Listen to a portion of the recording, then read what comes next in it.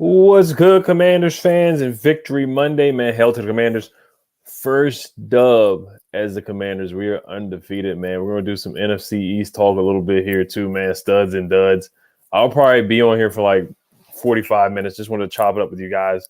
I haven't done a solo dolo live in a little bit. I know you guys heard the news about Dak Prescott. Unfortunately, we have some bad news as well. Fedarian Mathis is done for the year. He's having a season-ending surgery. It's for his he has a torn meniscus and he's headed for season-ending surgery. Sources say that's from Ian Rappaport. So that just came out at 1:31 p.m. It's 2:04 right now. So we had some bad news there. Now John Allen, he's doing good. He had a groin injury, but he said he's doing okay. I'm gonna get to the chat real quick, but yeah, I think talking about Fedarian Mathis. That's a loss, man. It's a tough loss. We got a couple injuries. I think Cam Crow is going to be back for the Lions game. But, yes, we are undefeated, guys. We are at the top of the NFC East for the moment. Right now, it's a three-way tie with Dallas being in last. I think Dallas can go 0-2, maybe even 0-4. And that was with Dak, to be honest with you. But, you know, Fedarian Mathis being out, that hurts. I think what Ron's going to do, Star Tutulele, who played for the Bills, who played for the Panthers as well, a Comanther. I think Ron is definitely going to go after a guy like that. Linval Joseph, another free agent, and Dominican Sue. I'm butchering. And Dominican Sue is a free agent. I don't see Ron going after him at the defensive tackle spot to replace or fill in for Fedarian Mathis since he's going to be out for the season. Now, it's unfortunate too because we let Tim Settle walk, we released Matt Ioannidis, and now we just don't have a lot of defensive tackle depth. Where last year we had a lot of defensive tackle depth, we just don't have it this year. We really don't. So the well is dry, the defensive tackle spot. Fedarian Mathis is out for the season if you did not know. Let's get to the chat here real quick. MV Justin says, yes, sir. Daniel Andrusy says, let's get it. Let's do this. So he also says, if they can win 2 more times, I will officially buy a Commanders jersey. I already got one. I got a Terry McLaurin one. I might have to get a Jahan Dotson one because he's clutch, man. He's got that dog in him. I said that yesterday. He's got that dog in him, man. He's the real deal. The hype is real about Jahan Dotson. The preseason hype, the training camp hype. Everybody was saying, you know, he's the real deal. And I remember everybody hated the pick, to be honest with you. Nobody liked the pick at all. The majority of people didn't like the pick. And I got this Maryland jersey behind me. You know, I think that's an Anthony Cowan jersey, number 1, or whoever you want to say who wore number 1 for Maryland playing basketball. I'm a Maryland football fan. Shout out to the Terps. We're 2-0. We're undefeated. Commanders undefeated. Terps undefeated. I saw Jahan play against the Terps last year or multiple years, and he put up like 200-something yards, receiving yards on the Terps. And I know it's the Terps, but I was like, this guy can play. This young man can play. Jahan Dotson, number 5, this small 5'10" guy, plays like he's 6'5", catch radius, goes up and gets it and all that. And I was like, this guy can play, man. We got a good player here. And a lot of people were pissed off at that pick. I remember that. And I was trying to tell people not to jump off the bridge because we got a good player. I know he's not – we didn't get Olave, but he had a better day than Olave yesterday. He had a better day than a lot of rookie wide receivers. He had a better day than Treylon Burks, I think. A lot of rookie receivers. He played a lot better than those guys, having a clutch touchdown and a first touchdown. And Carson Wentz missed Jahan Dotson where he was wide open at the beginning of the game on the left side of the field. So Jahan could have had more yards, to be honest with you. He missed it. He was wide open on another play too, where Carson could have hit him for sure. So Carson missed a lot, but that's the thing. This offense can be so nasty, man. This is a nasty trio of wide receivers right now. Terry McLaurin calls it triple threat. We got to find a name for these guys.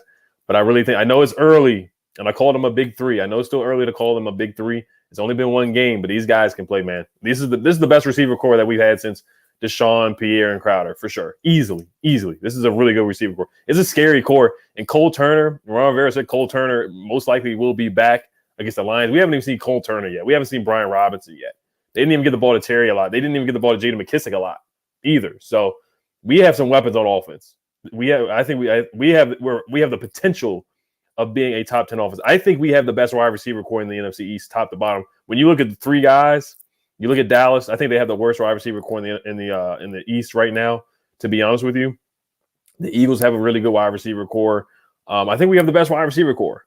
Terry, Jahan, and Curtis. And look at what Curtis was incredible. He really was. Except for the fumble, he was really good. I love what I saw from Curtis Hammond. DJ Yaga says, radio silence from the National Football Pundits. They ain't got shiggity to say about the Commanders. Yeah, hey, there was a guy on Twitter, Warren Sharp, who's been really hating on Carson Wentz. And NFL Network, look at how they picked everybody.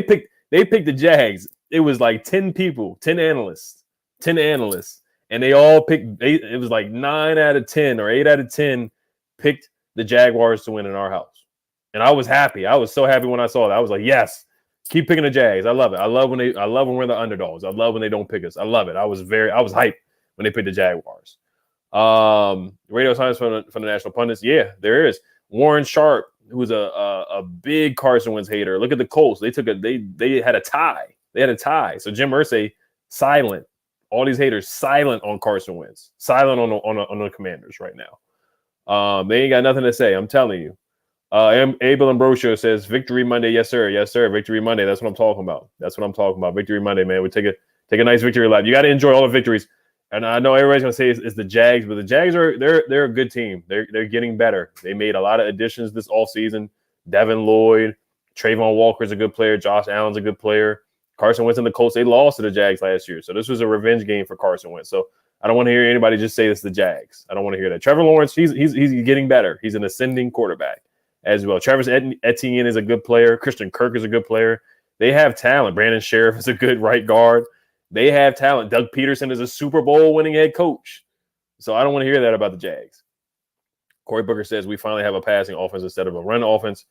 Too many weapons that can catch and are fast. Scott Turner should be so happy right now. Yeah, this is a big year for Scott. You know, he got a contract extension. You got weapons across the board, man. Logan Thomas, Cole Turner. Logan Thomas looked good. He wasn't even really utilized yet. I don't know if he's 100% healthy yet, you know. So when he really gets, I don't know if he's fully healthy or not, but you know, he looked good. When he gets the chemistry down with Carson, I mean, this offense has really high potential right now. The defense is what I'm concerned about. I'm very concerned about the defense. Fedarian Mathis being out, that is a loss. Cameron Curl should be coming back this week, but we definitely got to find another defensive tackle. We do. And I think it's going to be Star Tutalele. If I had to put money on it, because that's what Ron does. He does stuff like that. So I could definitely see him bringing in a command there. But we got speed across the board. Curtis is a 4-3 guy. Jahan is a 4-4 guy. Terry's a 4-3 guy. Can we get De'Ami Brown up to speed? We haven't even used Cam Sims yet. We got some weapons that we haven't even used yet. We haven't even used all our guys yet, to be honest. So I'm excited. Uptown Dre, shout out to him. He's a channel member. He says, salute my brother and let's talk skins and ups and downs of Carson's game. So, yeah, it was a roller coaster ride. The first drive, man, that was a hell of a drive. I love that drive. That was a beautiful drive. The pass to Antonio Gibson on the sideline, Curtis Samuel breaking guys' ankles, making guys miss. It was a heck of a drive. It was a Curtis Samuel, Antonio Gibson. Shout out to Armani Rogers too, man. I thought he did a good job for him being a rookie, undrafted rookie, a quarterback coming out of Ohio. I know it was one play, but he looked good. He looked good on that run. That was a nice run. I love that run. I love that tight end screen for Armani Rogers. I do want to see them run a couple more tight end screens, to be honest. I like that. But that first drive was incredible. We haven't scored on back-to-back opening drives since 1991. Let that sink in. That hasn't happened for a Washington football team. The last time we did that, we won the Super Bowl. Let that sink in. That was a long time ago. So a lot of things. Carson Wentz, he was the first quarterback to score like 4 touchdowns. There's some other stats I saw. This is from Wash_PR Twitter account. Carson Wentz, yeah, he threw for 4 touchdowns in week 1. He's the first Washington quarterback to throw for 4+ touchdowns in a week 1 contest since Billy Kilmer did so in 1975. The only other Washington quarterback to accomplish the feat was Sonny Jurgensen in 1968. So, I mean, he's doing things that we haven't seen in a long time. He's doing things we haven't seen. He got nominated for the FedEx Air Player of the Week award, too. So he might get that. He just might. Lance Eubank says, hey, what's up, man? What's up, Lance? What's going on? Shadow Strike 789 says, hey, what's up, man? What's going on, man? Tall Guy 804, what's up, man? What's going on? Mega 412, what's going on? Kobe Childers, what's going on? Dolo says, who? Mathis? Yeah, Fedarian Mathis is done for the year. He's done for the year. Mega 412 says, I hope Wes Schweitzer's all right, too. They haven't said anything about Wes Schweitzer. I haven't heard anything just yet. We'll see if they say anything about him. Lance Eubank says, get better for Darian.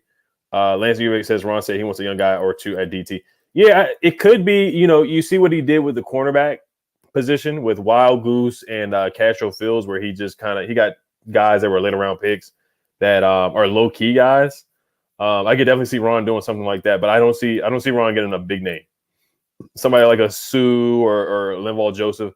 I don't see a big name guy. Now, the only way he would bring in a big name guy for the most part is if they have ties to him in some way, shape, or form. whether they're a Commander, something like that. So he has to sign another defensive tackle. He just has to. I know F.A. Obata can play defensive tackle too. He plays defensive end and defensive tackle as well. So that's what I see happening at that spot. Leon Runyon says hi from Orlando, Florida. Derrick Forrest he had a hell of a game. Derrick Forrest, man, he was a stud. He was one of the studs. He was. Jason De La Cruz says, do you think they're going to make Curl and Forrest share snaps? Yeah, they got to. I mean, they wanted to make Derrick Forrest the Buffalo nickel or that big safety. That's what they want him to do, or that big linebacker or the third safety out there. That's what we got to get these guys on the field. We got to get our best players on the field. Derrick Forrest with that hit stick on Travis Etienne that forced a fumble. Derrick Forrest with the interception. You know how many guys we've seen drop easy interceptions. Derrick Forrest tracked the ball. I love that. Having a defensive awareness. We don't have a lot of guys that do that and make plays. And he was out there making plays. The 2-point conversion stop. That was huge. He was, I know Pro Football Focus is not gospel, but he was the highest graded safety in the NFL in week 1 so far. 91.7 PFF grade. He was the best player. He had the highest PFF grade on the Commanders yesterday too. So shout out to Derrick Forrest. He did his thing. Defo is what they call him. Defo.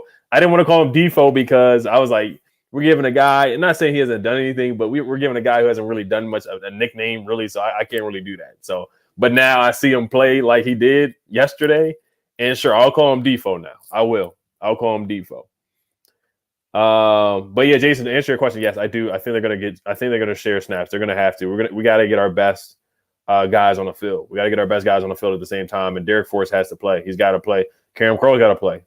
And we played 3 safeties a lot last year. 2 linebackers, 3 safeties, and he did a heck of a job. He in the beginning of the game, he had a penalty, he had a personal foul, and then he got burnt by Christian Kirk in the beginning. So he had a shaky start, and he said that they were trying to go after him. This is his first start. So I thought he did a heck of a job. He stepped up. He stepped up big. We don't win that game without Derrick Forrest. 100%. We don't win that game without him. Mega 412 says going to get the USFL's finest and hoping to. That probably is what he's going to do. That's the wrong way of thinking. He's a very predictable guy. Seeing him for the last 2.5 years or 2 years and a quarter, he's going to get a low key signing. He's not going to do a big name guy. He's going to get a low key signing. Probably like you said, a USFL guy or a Commander or a guy who was released, who was like a 6th round pick or 7th round pick. No disrespect to Casho Fields and Wild Goose, but he's probably going to do a pick like that or signing like that. The G-Man, or we could bring back Chris Baker, Swaggy P at the defensive tackle spot.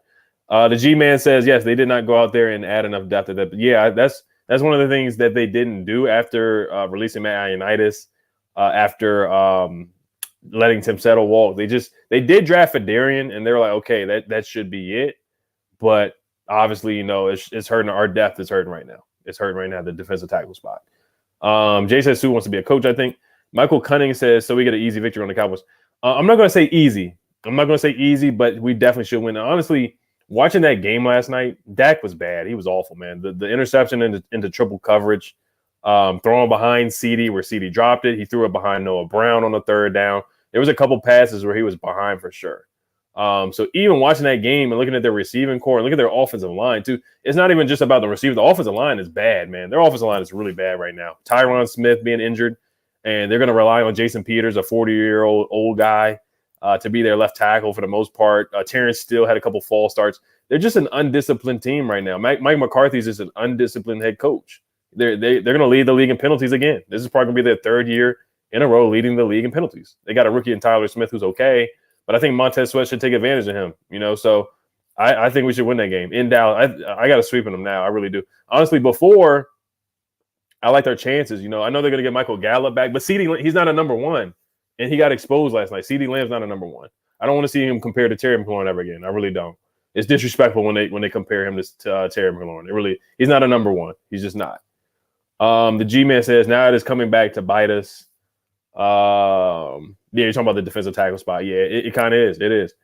Dan Summer says, Ron said we're looking at a couple of young guys for additions to D-line. Okay, so yeah, there you go. He's gonna get a low key signing, a young guy that you probably are not too familiar with, similar to the signings of Rashad Wild Goose and Tyree Casho Fields. So it's probably gonna be a signing like that. Jay said we're starting at 4-0. I don't see why not. I don't see why not. You know, the Lions. I'm not gonna get too far. I'm just gonna talk about the Lions. I'm not gonna talk about the Eagles game. I'm not gonna talk about the Cowboys game in Week 4. I'm gonna just keep my eyes on the prize against the Lions because. And I was thinking about this to myself.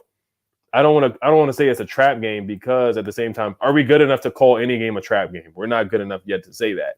But of course, I know a lot of people are looking ahead for the Eagles game, the Cowboys game.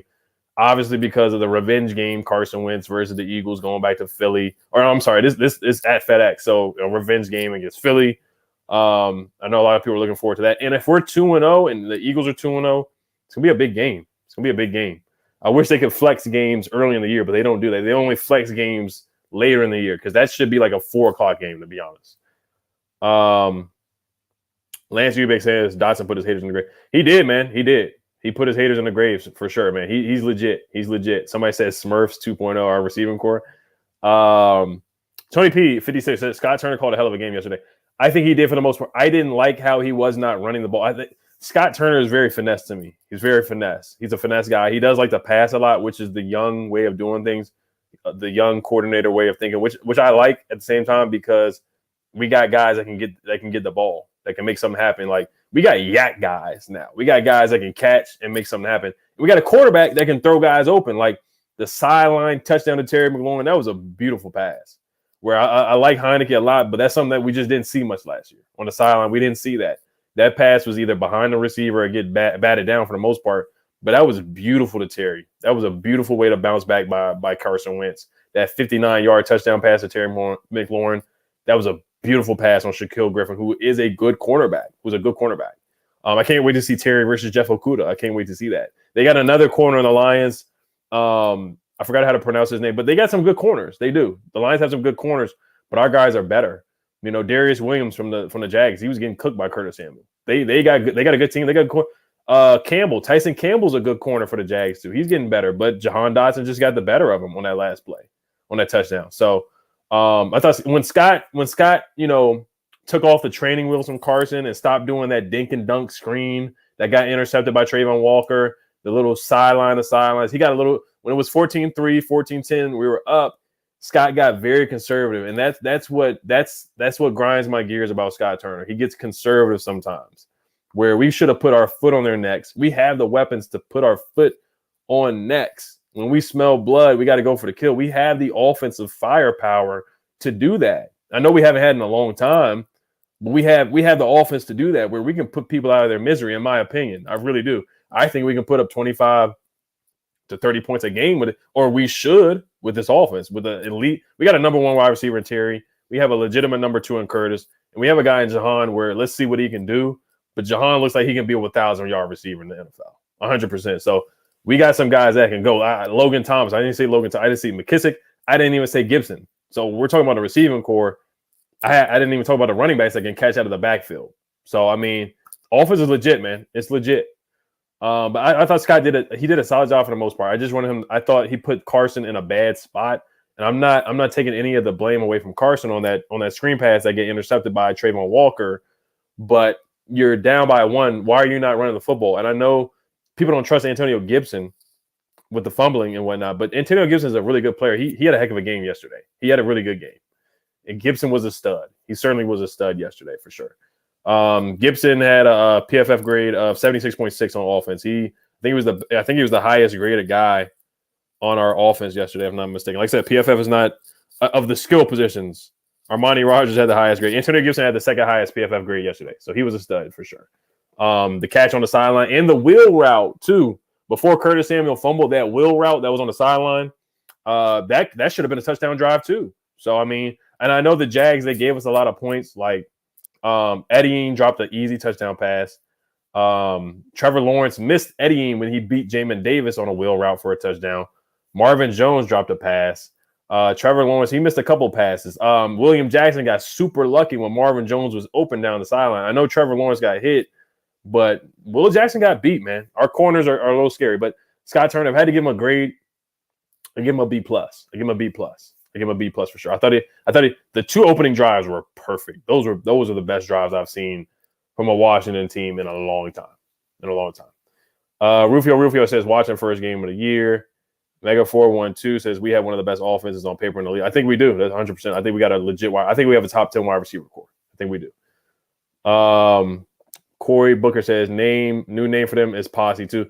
Yeah, I mean, we got to see it. They got to live up to it. Like I said, the Posse, they won a Super Bowl, so they got a long way to go. I know, because I know we've said Hogs 2.0 and stuff like that. So I'm not gonna say that. I'm not gonna say that just yet. I'm not. Michael Cunningham says, so we get an easy one on the Cowboys. I think you already said that, or I responded to that. Mega 412 says too many teams that have deeper wide receiver, running back, and tight end and O-line depth as us. Yeah, not too many. Not too many. I'm telling you. Jose Montana or Hose Montana says, "What's up, Ed? What's going on, man? What's going on, man?" Let me get to this donation here before it goes away. Here, streamer stuff goes so fast here. Yeah, stuff is just like refreshing here, so I don't want to lose the donation here. I'm trying to find it here. I think it was from my guy Shadow Striker. We got 327 people in the chat at 2:00 during the day. So I know you guys are at work right now. So I appreciate you guys for being in the stream for sure. Shadow Striker 789 says, thank you for the donation, Shadow Striker. He says, Carson Wentz and Pat Mahomes were the only quarterbacks to throw for 300 plus yards and 4 touchdowns. Just saying, Jags pass defense was ranked 23rd, but still impressive. Yeah, like I said, I'm not going to sleep on the Jags defense. Like Tyson Campbell's no slouch. Shaquille Griffin's no slouch. Darius Williams is no slouch. Andre Cisco is okay. They got some guys, man. Devin Lloyd's a good rookie. They got some good guys. Trayvon Walker is a legitimate pass. Trayvon Walker had a hell of a game. He had a sack. He had a pick. He had 3 tackles for loss or 3 tackles. Josh Allen is legit. Like they have a good defense. Like they're gonna win. They're gonna win a lot more than 3 games this year. They're gonna win at least 6 or 7. I got the Jags winning at 6 or 7, and the Jags could have easily won that game. They too. I mean, I'm being real and being honest. They had a couple opportunities that they definitely missed, like the missed field goal. They definitely did. Wahoo Brad says NFC East is going to be a tight race. Oh, but I do want to finish your comment there too. Yeah, I mean Carson Wentz, man. If it wasn't for the 2 picks, I think he easily would win the FedEx Player of the Week that he's up for. Pat Mahomes probably will win it, but who cares about the awards and whatnot? But Carson Wentz, man, he looked good, man. The arm strength is something that we just didn't have last year. And he did run a little bit too. He was pretty slow, but I like the mobility of him. He did break a tackle. You know, he hasn't done the duck his head under Houdini yet. I do want to see that. We might see that this weekend. But I want to give a shout out to the offensive line too, man. Leno had a good game. Sam Cosmi had a good game, except for getting beat by Trayvon Walker. Leno had a good game. Leno, his PFF grade was 73.7, which is okay. Cosmi had a 74.1 PFF grade, which, you know, like I said, it's not gospel, but Leno had an 89.5 pass blocking grade. That's really good. That's really good. So I thought the offensive line did a really good job. I thought Trey Turner came in and did a solid job for the most part. Rouye did a good job. Who else? I thought the whole offensive line did a solid job. Carson Wentz wasn't really under duress for much of the game, to be honest with you. I thought the offensive line did a good job. So they got some game balls too. So Gibson was a stud. Dotson was a stud. For a rookie to get 2 touchdowns in one game, the first touchdown, he juked the mess out of somebody and got a touchdown. So Jahan's the real deal.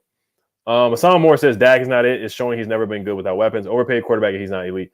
Yeah, I mean, I don't disagree with what you said. I think he's a good quarterback. I just don't think he's top 10. And you know, a lot of people are going to come with. See, this is the thing that I hate. I hate that he got hurt. And you see how Dallas fans threw trash at Dak. That's how they are. That's how they act. They're almost as bad as Philly fans. But they're throwing trash on the field. They threw trash on the field last year when they lost to Jimmy G. They might even fool around and trade for Jimmy G, or they're going to try to get a quarterback in. We'll see.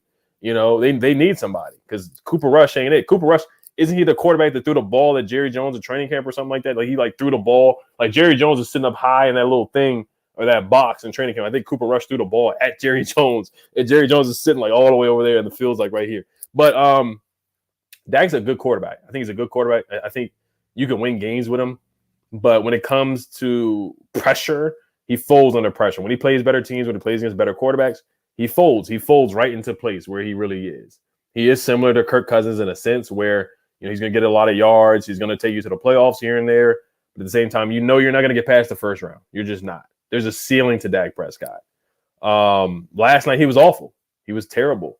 And I know a lot of excuses are going to be like, you know, he doesn't have an offensive line, which is true. He doesn't have the receivers, which is true. But when you're getting paid that much, you got to elevate your team too. You got to make your team better for sure. So, and he was awful last night. He was bad. He was really bad last night. He was awful. The Cowboys, they should have lost by 30. They should have lost 33-3. If it wasn't for Micah Parsons, they would have been out of that game. He had two back-to-back sacks on drives. He had a sack on one drive that stopped him on third down, that stopped Tom Brady on third down. Then they had another drive where they were in the Cowboys territory.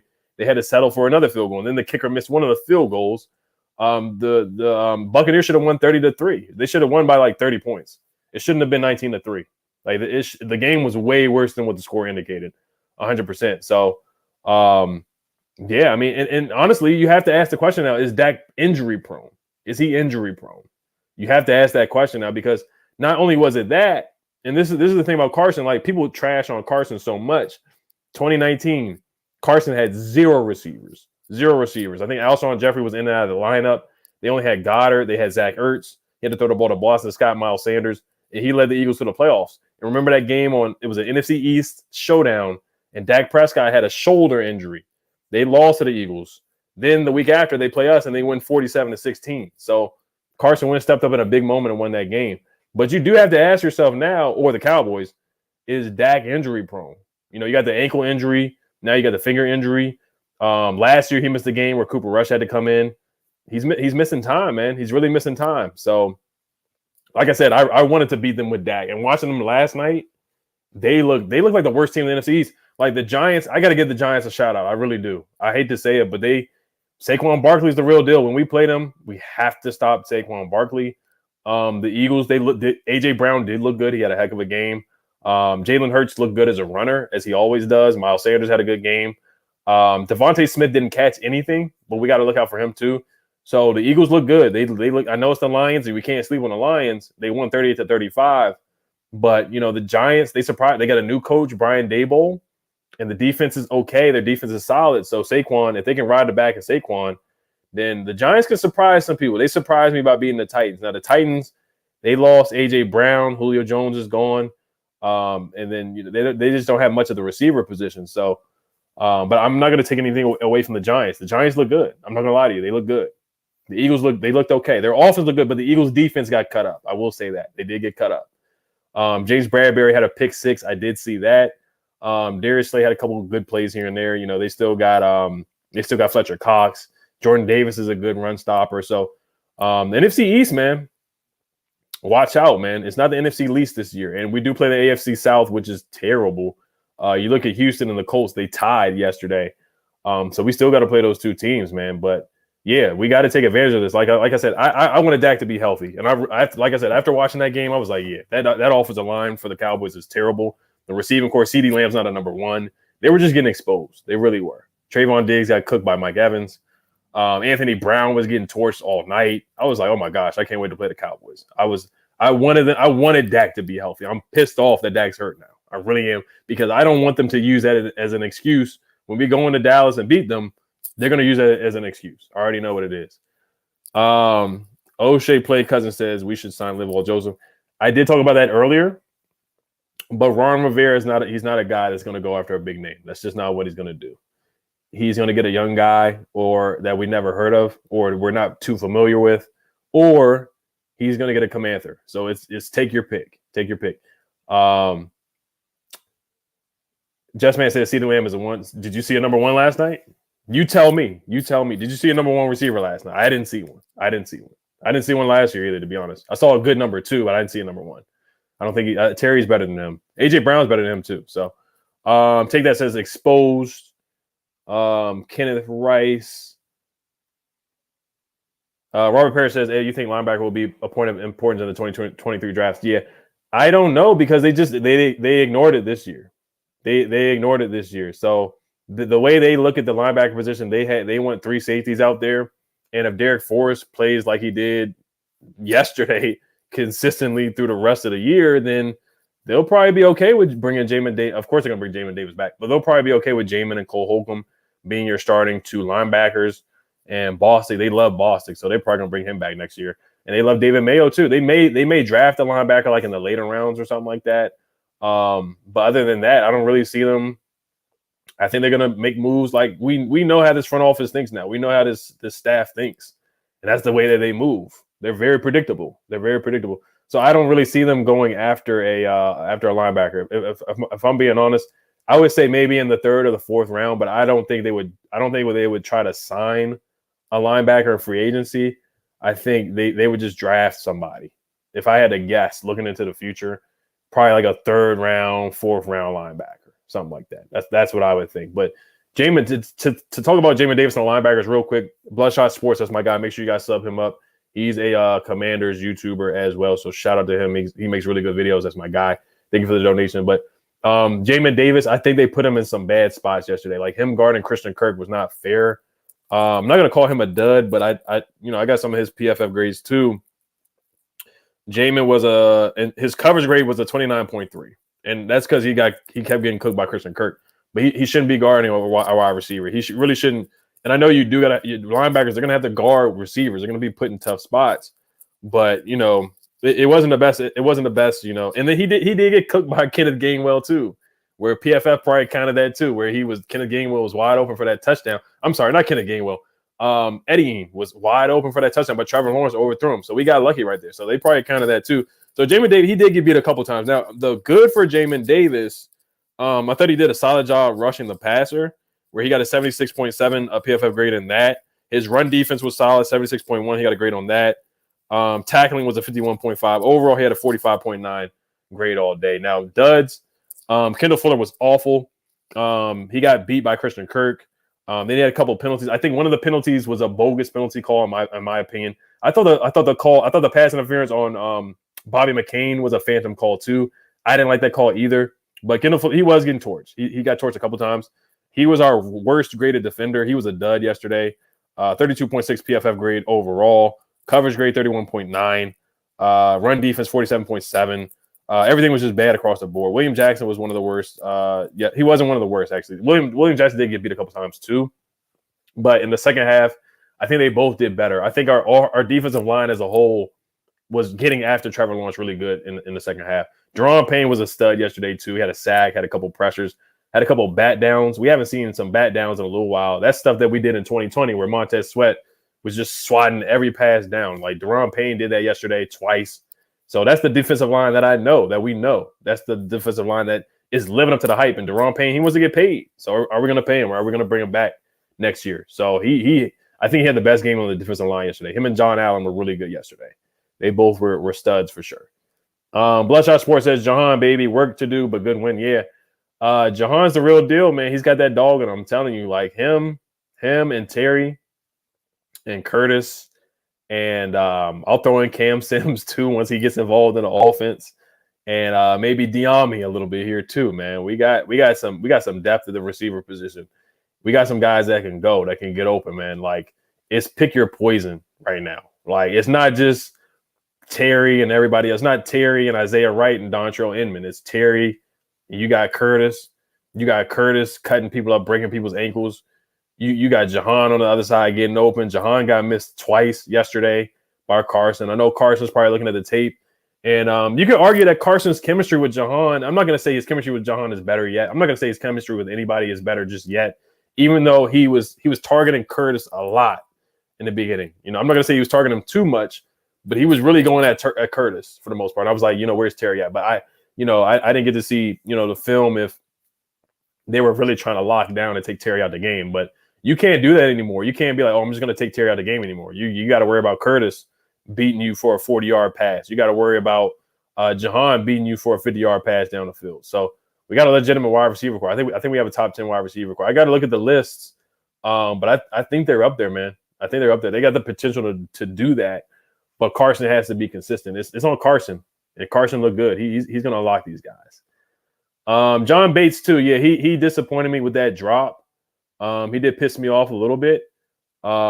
But I know he's a good guy. He's a good player. He had a good year last year. I thought he played above expectations. Being a fourth-round pick last year, that drop was a bad drop. And I think, honestly, a lot of the times where we didn't convert, we were 7 for 10 on third down. So, like, when was the last time we did that? Hold on one second.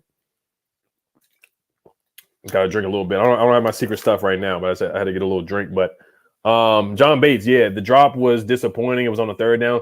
You look at the times where we shot ourselves in the foot too. It's not like the defense really stopped us. Like Curtis Samuel had a fumble where we were in the Jags territory. The 3rd and 4, John Bates dropped it. I thought he should have caught that. Cole Turner's coming back. So if Cole Turner's out there, is that a catch? I think so. I think if not, no disrespect to John Bates, but if Cole Turner's out there, I think that's a catch and run. Logan Thomas, I think that's a catch and run. That should have been a first down. The other times we got stopped on a 4th and 2, where I thought Ron should have went for it. I was disappointed in Ron in that. Doug Peterson was super, super aggressive yesterday. He went for 2, went for 1 on a 4th and goal. He was super aggressive yesterday. And I'm not gonna say Ron was conservative. I think he was aggressive too. But excuse me, I would have liked to see Ron go for it on that 4th and 2. I thought the offense was rolling, and I have confidence in this offense. And the defense was so bad at that point where if Trevor even would have got the ball at the 20-yard line, I think they would have took the ball down and scored it, or even got a field goal. So that's the only thing. That's the only disappointing. John Bates, he's not a dud yesterday, but he's got to catch that ball. He's better than that. He's better than that. We know that. He says, "Yeah, I wanted Dak to be healthy and playing too." Yeah, I wanted him to be healthy. I'm actually upset that they have an excuse now. They have an excuse that Cooper Rush is going to be playing. I wanted them to be healthy. I really did. Robert Parrish says Bates pushed his man out of bounds on that Samuel screen. Lil Mar said Saquon. Yeah, he did. Saquon, man, he's legit, man. When he's healthy, that's the thing. Can he stay healthy?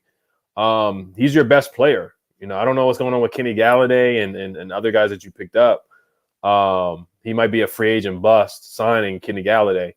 But Saquon is legit, man. He is. He's been legit. He's just got to stay healthy. That's the thing. So when Saquon is running the ball and y'all getting yards with Saquon, and you don't have to put the ball in Danny Fumble's hands, take the ball out of his hands, and just put the game in Saquon's hands, the Giants have a chance.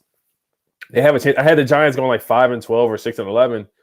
And yeah, if they can run the ball and get stops, then yeah, they can fool around and be what 7, 8, 9.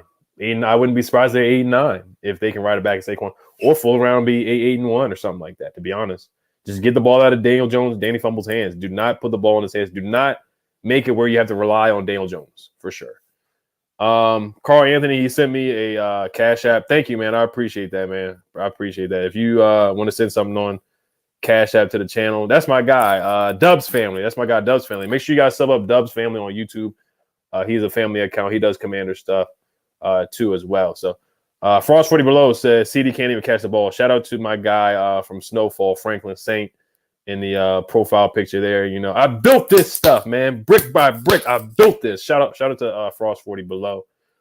He says CD can't even catch the ball. Yeah, he didn't last night, and he did that last year. He had a lot of drops, and I remember when we played him in 2020, he was scared of DeShazer Everett. Man, he was scared. He was very scared to go across that middle. So he has alligator arms a lot. That's why I can't put right in the. If you want to talk about NFC East wide receivers, it's Terry, AJ Brown. Then after that, it's CD, and then maybe by the end of the year, it may be Terry, AJ, Jahan. By the end of the year, we'll see. Joe Skin says Cowboys, what can go wrong will go wrong. Stephen A. Smith. Yeah, it's looking tough for them right now. You got fans throwing trash at their franchise quarterback that they just paid $45 million. Big Bad Terry says CD's a solid number 3. I think he's a number 2. He's just not a number 1. Lance Eubank says Jamin Davis can't be stuck covering slot wide receivers, or he will always look slow. Yeah, and that, you know, like I said, some of that's on, you know, the scheme and whatnot. But Jamin, he's a guy that can move his feet. You know, I remember coming out of college, everybody's like, "Oh, Jamin Davis is the guy that was covering Kyle Pitts," you know, but that's a tight end, you know. So, but Jamin Davis, he does have to do better in coverage. But I think he did better rushing the passer. Now, the one sack that he did have got taken away because they called a penalty on Ben St. Juste, or it was Kendall Fuller. I want to say, I think it was a penalty in the secondary. He had a sack, but they took it away.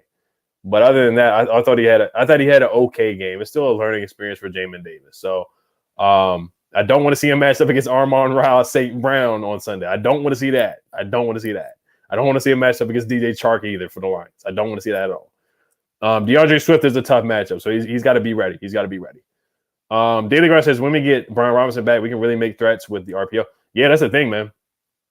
We don't even have Brian Robinson back, man. We don't even have him back. There's guys that are out right now that we don't have back yet. I can't wait to see Cole Turner on Sunday. I'm excited to see Cole Turner. I'm excited. You know how Carson Wentz loves his tight ends. I'm excited. Sonny Robinson says the next draft should be spent on linebacker. We'll see. I wouldn't bet on it. I wouldn't bet on it. I know a corner. DeAndre Taylor says cornerback in round 1. Yeah, because we just don't have any depth. Kendall Fuller. I like Kendall. He had a heck of a training camp. I thought he had a good second half of the year, but yesterday was very concerning to me. And like I said, tomorrow or on Sunday, we play against some good receivers again. Amon-Ra St. Brown is a good receiver, so it's going to be a tough test. And then William Jackson, he's very inconsistent. He's had a couple penalties here and there. And, is he being used correctly? So I would look at corner. I would look at corner in the higher rounds for sure. Andy Man says, last night we learned Dak is not elite and CD has nothing on Terry. Dak couldn't beat the Bucs with just CD when Heineke beat the Bucs with just Terry.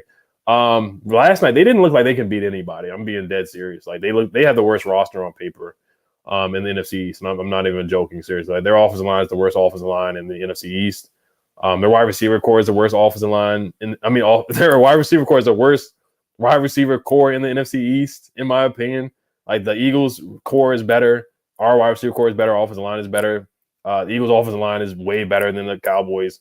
The Giants, iffy. But, yeah, their offensive line is bad. And they relied on Tyron Smith. They were like, oh, he's going to be healthy. But they should have known from the jump. They should have got some more depth there. So, they had a really bad offseason. They let Amari Cooper go, who was saving Dak. Amari Cooper at one point, he almost saved Dak's career, basically. People forget that Allen Hurns was their number 1 wide receiver in that 2019 season. Like, when we beat Dak at home, Ryan Kerrigan got the strip sack, and then Preston Smith got the touchdown. Like, their number 1 receiver was Allen Hurns. Like, they were 4-5 or 5-6 at that point. Then they got Amari Cooper, and they made the playoffs. Like, Amari Cooper was basically almost the heart and soul of that offense. He was the heart and soul of that offense. They don't make the playoffs without Amari Cooper. Like, they don't make it. If Alex Smith doesn't break his leg or get his leg broken, and Amari Cooper is not the wide receiver number 1 and comes in there from that trade, they don't make the playoffs. They really don't. So, and they gave away their best wide receiver, who was Amari Cooper's a number 1. I'll give him that. He was a number 1. He was a number 1 for the Cowboys. I'm not going to dispute that. He was a number 1 wide receiver. Would he disappear at times? Sure, but he was a number 1. He was. And CeeDee Lamb's just not a number 1. He's not. Weezy 6 says, hey, he got cooked by Eddie in 2, but Trevor overthrew the touchdown. We got very fortunate. I'm not going to call it lucky, but we got fortunate. We got fortunate. So we got very fortunate a couple times. Peter says Eagles DE Derek Barnett is out for the season. I did not see that. I don't know if that's true or not, but Peter, if that is news, I'll look it up. Thank you for breaking the news. It's unfortunate news. I hate injuries. I really do. I hate them on all sides. I hate that Dak is out I hate that Dak is out for 6 to 8 weeks. I hate that with a passion, because I wanted to play them with full strength. I wanted Michael Gallup to be there. I wanted James Washington to be there. And the guy that they drafted, Jalen Tolbert, was inactive. He didn't even play. He didn't even play yesterday. He was in street clothes on the sideline. So they did it. They had a terrible offseason. But best wishes to Derek Barnett. Hope he bounces back, man. We got guys out too. Vidarian Mathis is out for the year. Unfortunate. I hate injuries. I really do. I hate injuries. Cory Booker says, Ed, every time we play Dallas, most of our top players always hurt. We don't make any excuses. Dallas fans always make excuses. I take a win and kind of the way, like Ron said, yeah, they always make excuses. They're gonna make excuses for Dak. That's why I wanted him to be healthy. I wanted them to be 100% full strength. Gallup, all of them. I wanted them to be there, but unfortunately they will not. Reggie Rez says, Ed, my brother. What's up, Reggie Rez? That's my guy. Alexander Spivey says 10 out of 10. Jason Morales says, hell to the Commanders. Yes, sir. Yes, sir. I heard the crowd was hyped at the game yesterday. I heard the crowd was lit. They forced a false start. Shout out to Montez Sweat. I thought he had a good game. I thought he had a couple pressures. The D line. Shout out to FedEx Field. Shout out to the fans, man. I heard they dominated the stadium for sure. That's what we got to do, man. That's what we got to do. We got to take over our own stadium. It sucks that we have to say we have to take over our own stadium, but that's what we got to do, man. I think this year I got a good feeling. I'm not gonna get too hyped and too ahead of myself, but I got a good feeling. I had us going 9-8. But we'll see. Burst of Force said, at this point, who would you want first round quarterback? It's way too early to talk about the draft, guys. It just is. But we do need a corner. We need both. Honestly, because Kendall Fuller, I'm a little concerned there. I'm a little concerned with William Jackson. I am. I'm not gonna lie to you. And then behind you, you have Wild Goose and Castro Fields, guys who have barely played NFL football. So how can you really be confident about that and really hang your hat on that? There's just not a lot of depth there. And then before that, you had Corn Elder and Danny Johnson, who was getting just cooked in preseason by Demarcus Robinson, from the Ravens. So we need more corners. We need more corners. Joseph Ingersoll says Del Rio has to get 22. Derrick Forrest and Cam Crow on the field at the same time when Crow gets healthy. Crow and Forrest are both gamers. They are. We need to have all these guys on the field. I thought Bobby McCain was okay in the second half. Thought he did a solid job communicating. Communication was better in the second half. I'll say that for sure. But we got to get these guys on the field at the same time for sure. They love that three safety set. So I could definitely see them doing that. I could definitely see them doing that. Moore says that's a bad matchup with Davis and Kirk. Yeah, I mean, he's still learning the game. Davis still learning, but it was a bad matchup. I mean, 9 times out of 10, Christian Kirk's going to get him. But yeah, on a positive note, Derrick Forrest was legit from Wheezy 6. He had a really good game. He had a heck of a game. That hit stick was beautiful. That's beautiful football right there. That's what we need to see. Blowing guys up, making plays. We need playmakers. We need to force some turnovers. We need playmakers. We need more guys that force turnovers. And Derrick Forrest looks like one of those. It's only one game, but we need more guys that force turnovers and make plays. Impactful plays. Impactful plays. Lance says, I can't wait to see Cole Turner. XX Johnny AX says, Davis isn't bad. It's the scheme. You need 2-step linebackers to run a 4-2-5. We don't have 2-step linebackers. Yeah, I mean, we talked about that. Him matched up in the slot on Christian Kirk is just not ideal. It's just not ideal. Linebackers are a huge liability. We need dogs. Yeah, they are. I mean, Cole Holcomb, he got beat on that route by James Robinson for the touchdown. It just looked very, very easy. But yeah, the linebackers, see this. And this reminds me of the year when we had a really good offense again with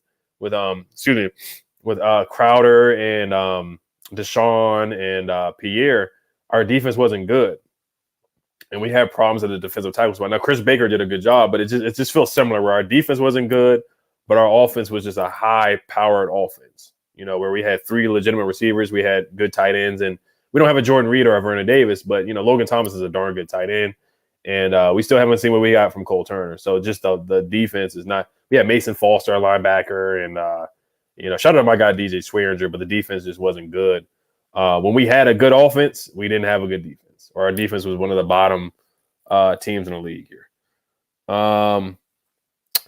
So, yeah, there's a report saying that Dominic Sue and Star Lutulele have been both listed as possible options for the Commanders. I don't know how true that is. I just got a notification about that. I got to look that up, though. But they're definitely going to sign a defensive tackle. They are. They have to. They have to get a defensive tackle in there for sure. The chat's going in pretty fast here. 440 people in here. I'll probably wrap up in like 10 minutes. Here. Shout out to my guy, DeAndre Taylor. You look good. You look good, man. You look real dapper in your profile picture, man. You got the suit on. You look good, man. Exaggerating the luck factor, them boys were terrified to catch that ball. Crowd had them rattled as well. Kicker was scared. We all knew it. Yeah, I mean, you could be right. You could be right, man. The crowd at FedEx was lit from what I heard, so you never know. That could have been a factor. They could have choked in the moment. The kicker was bad. I wouldn't call it luck. I would just say we were very fortunate. That's the word I'm going to say. We were very fortunate. They left a lot of yards on the field. They left the touchdown on the field. They left extra points on the field. Not extra point, but they left the field goal on the field on the field too. So we were very fortunate. Trevor Lawrence overthrowing Trevor Lawrence overthrowing Marvin Jones against William Jackson III. We got fortunate. But Carson Wentz had a heck of a game. I just want to say, I haven't talked about Carson Wentz a lot. Carson Wentz, the way for him to have resiliency, and Ron Rivera was like, he's got to take, I forgot what he said, antacids or something like that. When he watches Carson Wentz play, or if Carson Wentz, there's going to be some bumps. There's going to be some good times with Carson Wentz. It's going to be a roller coaster right now. I heard that people were chanting for Heineke, and I think I'm not going to say it's disrespectful, but I didn't like that. I heard that. People were chanting for Heineke and stuff and booing Carson Wentz.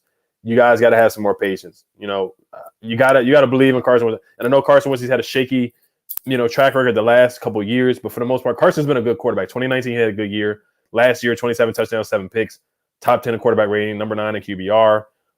Had a solid year for the most part. Now, way too early to say something like Heineke. So I'm really happy that Carson Wentz, you saw him in the huddle, clapping his hands, getting the offensive line hyped up, rallying behind him, getting his guys rallying behind him, when he was getting booed already in his first game.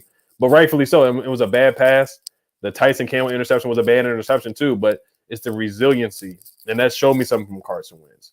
The confidence that he still has, the leadership, because everybody says he's a bad leader, but leaders don't bounce back and do that. That showed me leadership there from Carson Wentz to bounce back and throw a 59-yard touchdown pass to Terry McLaurin. And then not only that, on a 3rd and 8, we had to move around, and Logan Thomas got open. He had to move around and maneuver the pocket a little bit, got open, put touch on the pass to Logan Thomas, got the first down, and then that pass to Jahan Dotson, that was all touch right there. That was all hands from Jahan Dotson too. Those were 2 beautiful plays from Carson Wentz. And you can say if Curtis Samuel didn't fumble, we wouldn't be in that position where we had to fight back in the game. So there's a lot of ifs and woulda, couldas. But Carson Wentz, he had a heck of a game. It was a roller coaster ride. He had some really bad plays, but he had some good plays too. So Carson, for the most part, was solid for me. I gave him a B. The only reason why I gave him a B grade is because of the 2 picks. And he did miss Dax Milne, who was wide open. And he did miss Jahan Dotson, who was wide open. He did miss Logan Thomas one time too. The knock on him is that he misses high. And you can see that. He does miss high from time to time. And all the people that were hating on Carson Wentz, and I told him, I was like, hey, look at this list. You got Geno Smith in front of me. You have Trevor Lawrence in front of me. You have Trey Lance in front of me, who struggled yesterday. You have Daniel Jones, Danny Fumbles in front of me. You got guys like that in front of me. Jalen Hurts in front of me, which is very disrespectful. So I would have that. I would have a poster of that list in my locker every day looking at that for motivation. But Carson Wentz, man, I'm a believer in Carson. I still want to see more, though. I still want to see more. It's only one game. I still want to see more from Carson. But Carson, he had a really good game. I was very impressed. I was impressed from Carson. For the most part, I was impressed. Abe Ambrosio says we have the potential of blowing out a team. Yeah, we do. It's on Scott Turner. It's on Wentz, in my opinion. When we get up on a team, the defense too included. But we have the firepower to do stuff like that where we didn't, shout out to Alex Smith and look at the last couple of years. But we won those games ugly, where this year we can win those games putting up points. And, the league has changed. So it's not going to be winning a game 17-14 against the Steelers on a Wednesday night football game. It's not going to be a lot of games like that. There's going to be games where, for the most part, we're going to have to put up some points. We have to put up some points to win this game. The Lions can put some points up on the board. Look at the Eagles game. They put up 35 points on the Eagles. So we're going to have to put up some points on Sunday. We're going to have to put the ball in the end zone for sure. It's not going to be a 10-7 type of game. Not sleeping on golf. Golf can throw the ball downfield too. Golf has been to a Super Bowl, so I'm not sleeping on golf at all. Golf can cut us up. I wouldn't be surprised if he did cut up our secondary. So it's going to be a big game for Carson again, and Jahan, and Curtis, and Cole Turner, and Gibby's got to get involved, and McKissic's got to get involved. I want to see some more throws to J.D. McKissic as well. I want to see some more throws to Terry. Terry didn't even get a lot of targets.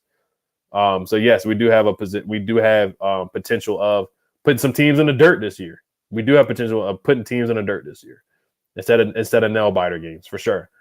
Pedro Smith says, "What's up at DeAndre Taylor?" Shout out to my guy Pedro. Make sure you guys sub him up. That's my guy. He does Commanders content. I think everybody knows who Pedro Smith is. That's my guy. He's at Virginia Tech. He just started college, so shout out to him. Getting more knowledge. You already know what it is. Shout out to the Hokies too. The Hokies, they beat Boston College the other day, and then they lost to a lower team. If somebody knows who they lost to that first game, they lost to somebody who's like it was Old Dominion. Yeah, they lost to Old Dominion. They lost to Taylor Heineke's old school. Yeah, I was very disappointed. I was like, dang, like Virginia Tech's down bad like that right now. Listen, losing no disrespect to Old Dominion. If I got it right, I think they lost to like a FCS school or something like that. I was like, wow, this is just terrible. But the Dubs family said it's only one game, but we know won the draft at wide receiver. Yeah, I mean, that was a heck of a trade, honestly, to get Brian Robinson from the Saints to, trading the 16th pick trading the 11th pick for 16, 98, and then 100-some, whatever Brian Robinson was, getting those three guys. It's just unfortunate that two of the three are injured. And we got Cole Turner. We flipped another pick to get Cole Turner and Sam Howell. So that was a hell of a trade by Ron and the Martys. I will give them credit for that. I think they did a heck of a job evaluating and getting Jahan Dotson. I think they did a good job with that trade. And I think Chris Olave is going to be a really good wide receiver. But I think the Commanders, they just needed more players. We needed more guys. We needed depth in this draft, and I think we got it. I think we got some. An Eagles fan here, Anthony Perry says, "Yeah, Barnett had a 20." Yeah, that's unfortunate, man. I hate to see that. I really do. When I say that, I really want to see the NFC East at full strength. I hate seeing. I don't celebrate injuries. I don't do that at all. So I hate seeing that. And Derek Barnett is a good player. He really is. Andy Man said the only reason CD had so much success was because Cooper sucked up all the clock. That's true. That's true. You look at Terry; he's number one. He's the number one guy, and a lot of people they're bracketing him. They're double covering. They're focusing on him. And CD's a good receiver. Don't get me wrong, but he's just not a number one. And you're looking at that. He's getting exposed right now with Amari Cooper being on the Browns right now. So he's just getting exposed. JB WC says, good victory. Chase will be coming back soon. Stay tuned. Yeah, a lot of people are down on Chase Young, man. I made a video about Chase Young the other day when that reporter tried to lie on Chase Young, and a lot of people are like, oh my gosh, Chase Young is this and that and all this. I defend Chase Young here and there, but at the same time, yeah, he didn't play well last year. I acknowledge that. This can be a bounce back year for him. I don't want him to rush back either. But I'm still a believer in Chase Young. I think he's I'm not gonna say a generational talent, but I think he's capable of being an elite talent. I think he's capable of being a impactful player like he was his rookie year. Just has to stay disciplined, has to play together with Montez Sweat, Daron Payne, and John Allen. They have to play together. They can't be running past quarterbacks. They just got to play together. And we know what Chase Young did the last time to Jason Peters. So if they start Jason Peters, you saw what Chase Young did to him last time. Put that spin move on in that Eagles game when we sacked Carson Wentz 8 times. That was the last time we saw Jason Peters against the Washington football team. So I hope the Cowboys start Jason Peters. I hope that happens. Deluxe Baldwin Reviews, thank you for the donation. It's awesome that we have so many weapons and not enough football to go around. It's been a minute since that has happened. Jahan Dotson Rookie of the Year. We got a lot of guys. So Virginia Tech, they did lose to ODU. Okay, they did. Yeah, that was very disappointing. I was very disappointed in Virginia Tech for that. We do have a lot of weapons. We haven't seen that in a while. Like I said, since Deshaun and Pierre and Crowder and Vernon and Jordan Reed, we just haven't had that. We haven't had that, and we got legitimate running backs at that time. Our running backs were like Fat Rob and was other Matt Jones, who was fumbling and whatnot. So we have an all around roster like where it's pick your poison, man. This is going to be we have a fun offense to watch. Like this is going to be a legitimate offense. Scott Turner got that extension. I'm still lukewarm on Scott Turner. I think he can be a little too finesse at times. But yeah, this game coming up, we got to trust in Gibson. Like I like the way they used him, but I think he should have ran the ball a little bit more, Antonio Gibson. And that's what I want to see. I want to see them run the ball just a little bit more, have a little bit more balance. But if you're killing them through the air, then don't stop. And we were hurting the Jacks through the air. But I just think as sometimes we needed to play some smash mouth football and run the football. So that's the only thing I had about Scott Turner. And that reverse was awful. The reverse from Jahan Dotson that he called that ended up in a negative 10-yard play. That was a Scott Turner. That was a Scott Turner call. He's done that the past 2 years where it kills drives, where he'll call a cute reverse play when we have momentum and a good drive going, and he'll call a reverse, and the defense sees it coming from a mile away, and it's a negative 10-yard, and it's like 2nd and 25. And I'm like, bro, like, what are you doing, Scott? Like, why? Why mix it up? Like, it was so unnecessary.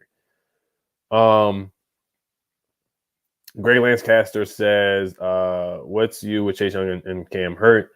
Cam Curl, Ron Rivera sounded pretty optimistic about Cam Curl coming back this week. So I think somebody said let's trade for Tim Settle. Quiz fresh. Yeah, that's not going to happen. So and the Bills probably won't do business with us again because of the whole Jaden McKissick thing. So I don't see that happening at all. So, the Bills don't fool with us right now. They don't fool with us, but it is what it is. Big Simple 422. That's my guy. He's a channel member. Make sure you guys sub him up. Hit the notification bell. That's my guy. He does Commanders content as well. Washington Commanders Nation. He says, we lit. That's my guy. I saw him at FedEx at the open practice. Saw him in person. I saw him at the bar too. It was Proper 21. I saw him, Skins fan, Protect. A couple YouTubers out there. I saw a couple guys out there. So I've seen Big Simple in person a couple of times. Real good guy, real good YouTuber, diehard Washington Commanders fan for sure. Molehead 89, shout out to him. He says B-Rob is going to be a game changer when he comes back. Yeah, we got, like I said, we got guys that haven't even played yet. Cole Turner hasn't played yet. Brian Robinson hasn't played it down yet. So this offense has the potential to be a nasty offense. Like I said, where we can put some teams in the dirt if we stop playing around on defense, and Scott Turner is aggressive. I think we can put some teams in the dirt off early with this offense. I really do. Mega 412 says, I was about to cry watching Ron give Cuz the game ball. You're a funny guy. Real talk with Oscar Montel. That's my guy. He's a channel member as well. He's an elite channel member. That's my guy. He hasn't been on the channel in a little bit. We do elite channel member streams once a month, but make sure you guys sub him up. He does Commanders content. He does soccer, football, all kinds of sports. That's my guy. Make sure you guys sub him up. Thank you for the donation. That's my guy. Real talk with Oscar Josue Montel. Meest is in the building. I haven't seen Meest in a while. It's time to switch it up. Commanders lost their DT for the year. Big John, yes, they did. Fedarian Mathis is done for the season with a torn. What's the injury? I can't even find it. It's a torn meniscus. He tore his meniscus, unfortunately. So my prediction is Star Tutalele. That's my prediction. I think they're gonna sign Star Tutalele, who played with the Bills and played with Ron or under Ron. So I got to sign in guys that we know that Ron knows. So I got to sign a Star Tutalele. That's who I got. Boulevard Sparks says, Ed, please hype Cam Crow to Buffalo nickel. Keep young boy at strong safety there for either one, honestly. Either one. Yeah, Cam was good at Buffalo nickel last year. He really was. He was good at that. Derrick Forrest, man, I'm intrigued. I'm impressed, man. And I love his instincts. I love his instincts. I love the way he's a hard hitter. He plays with reckless abandon. I thought that penalty was a terrible call in the beginning of the game. The personal foul, whatever they called him. They called on him, and I love the hit on Travis Etienne forcing the fumble. I love that. I love the interception. You know how many guys drop interceptions on his team? Bobby McCain dropping interceptions left and right. William Jackson dropping interceptions. Kendall Fuller. I know it was an easy interception because Trevor just threw a terrible ball, like right there. Like Derek saw it from a mile away because he was running this way, and then he turned around and looked back, and then he caught up and stayed in bounds. So he had the presence of mind to stay in bounds and catch the interception. So I love that about him. He was the best player on defense for me yesterday. It was between him and Daron Payne. They were the best players on defense. The best players on offense was Gibson was electric, catching and running the ball. I thought he did a good job as a pass catcher. He had like 7 catches or something like that for like 68 yards or something like that, something ridiculous. But he had a really good game offensively. Jahan, Curtis, the big three. That's what I call them, the big three. They all had a good game, in my opinion. The offensive line, once again, I'm not going to forget about I thought the offensive line did their thing. I thought they did a good job yesterday, keeping Carson clean. McKissick had the 2-point conversion. I'm not going to forget about that. He wasn't even used much. So we got a lot of soldiers. We just got to use them. We got a lot of soldiers. We got to use them. So it's on Scott Turner. We got to use these guys. We got to spread the wealth. Brew Cut says, hey, what's up, bro? The man with 2 last names, Curtis Samuels, is a bad man. He is. Hopefully he stays healthy all year, man. He is. And I gave Curtis a hard time too, man. He did look like Paul Richardson for a little bit. He did. And, the whole training camp thing, the snap count, him not practicing for 5 days in a row, and then he practices. Then he did the interview where he said, I'm not injury prone. It gave me a little bit of flashbacks to Darius Geis. When Darius Geis looked in the camera on the interview and said he's not injury prone, it scared me a little bit. But Curtis Samuel looks like the real deal. He is the X factor. And I said that. I was like, hey, if this young man, Curtis Samuel, can stay healthy, he puts something different on this offense. And you already see Carson. He's looking for Curtis. He looks for Curtis more than he does for Terry. And it's only one game, but it looks like he was looking for Curtis more, or Curtis was just more open.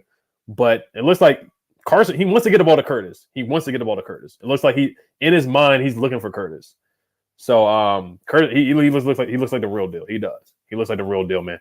That juke where he stepped one way and then Darius Williams, I think it was Darius Williams, he went this way and almost fell. Like he was really doing and one crossovers, like Allen Iverson type crossovers on the field, like really making guys miss in the phone booth. Like it was fun to watch. We like I said, we don't have. And then on one play, Terry, it was 3rd and 8, and Terry gets the ball like a 1-yard pass, and he breaks 2 tackles and gets up the field. Like that's stuff that I'm seeing. Like, hey, these guys can make something happen, and this offense really has real potential. So, but I'm gonna wrap it up soon. I'm gonna get to these 2 donations and I'll wrap it up.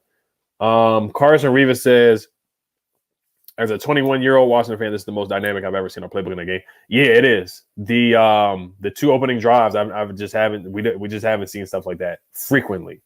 A lot, like back-to-back drives to score on two opening drives. We don't see that a lot. We just don't. So that was fun to watch. I enjoyed that. I had a good time. I know it was a roller coaster ride, raising my blood pressure and whatnot, but it was a fun game to watch. We haven't had a lot of offensive fun games to watch for sure. Carson Rivas said, "Thank you for the donation." Zenair, shout out to him. Thank you for the donation. Enough said. I hear you loud and clear, man. I hear you loud and clear. Enough said. Thank you for the donation for sure. Dotson is a still best receiver in the class. And what I will say about the Lions too, they don't have Jameson Williams. He's not going to be there. So like I said, I hate injuries. I would have loved to play against Jameson Williams too from Alabama. I know a lot of people were upset that we didn't draft. Taylor West Welker, that's my guy. Shout out to him. Haven't talked to him in a long time. He says Ron just signed Donovan Jeter to the active roster, Ed. So that's breaking news right there. Donovan Jeter. I got to look him up. Like I said, it's probably going to be a low-key guy that we're not. I'm going to look on Pro Football Chase too. That's where I go to really look up a lot of news and Twitter and whatnot. But I believe you. We I guess we did sign Donovan Jeter.